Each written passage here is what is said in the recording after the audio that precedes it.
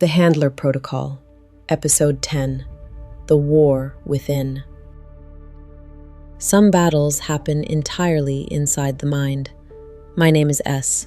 I am the Handler, and some people are fighting wars nobody can see.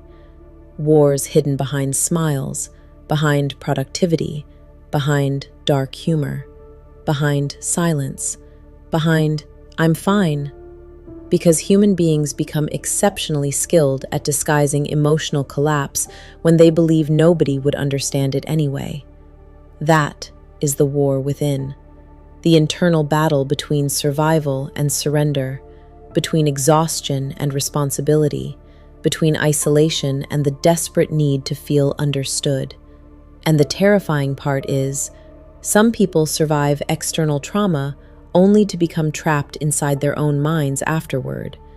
Because unresolved pain does not disappear simply because time passes.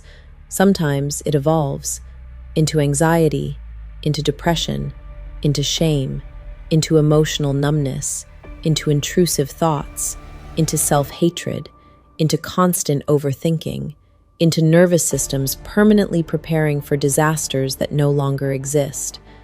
And eventually, the mind itself becomes a battlefield.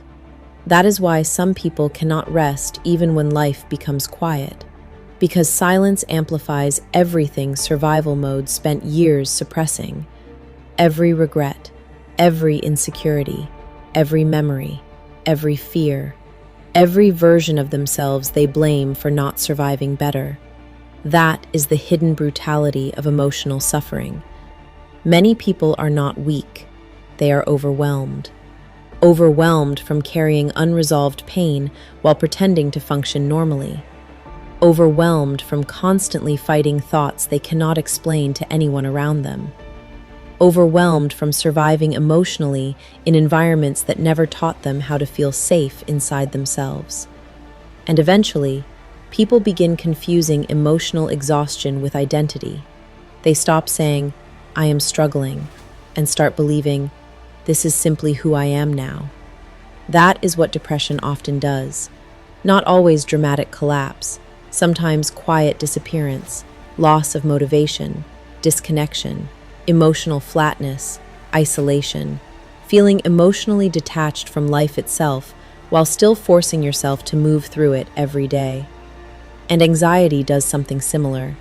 It convinces the nervous system that danger is everywhere, that peace is temporary, that calm cannot be trusted, that the worst outcome must constantly be anticipated in order to survive.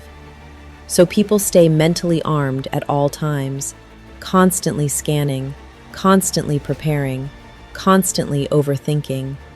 And eventually, the body becomes exhausted from surviving threats that only exist internally. That is the war nobody sees, the battle between the nervous system and the mind, the battle between unresolved trauma and emotional stability, the battle between who someone truly is and who pain convinced them they became. And maybe the most heartbreaking part is this: some people become so emotionally overwhelmed that they no longer want to die. They simply want the war inside themselves to stop. That distinction matters, because healing is not weakness. Asking for help is not weakness. Emotional honesty is not weakness. Human beings were never designed to survive psychological warfare entirely alone. That is why connection matters. That is why emotional safety matters. That is why stabilization matters. Because isolation feeds emotional collapse. Silence feeds shame. And shame convinces people they must carry suffering privately forever. But pain survives longest in darkness. Healing begins when truth finally becomes visible, when someone finally says, "I am not okay." When the nervous system finally stops pretending survival is strength, when the mind finally stops fighting itself long enough to breathe. That is where recovery begins. Not in perfection, not in pretending, but in honesty. Because some battles are not won through force. Some battles are won through compassion, through awareness, through support, through emotional safety, through refusing to abandon yourself during the darkest moments of your life.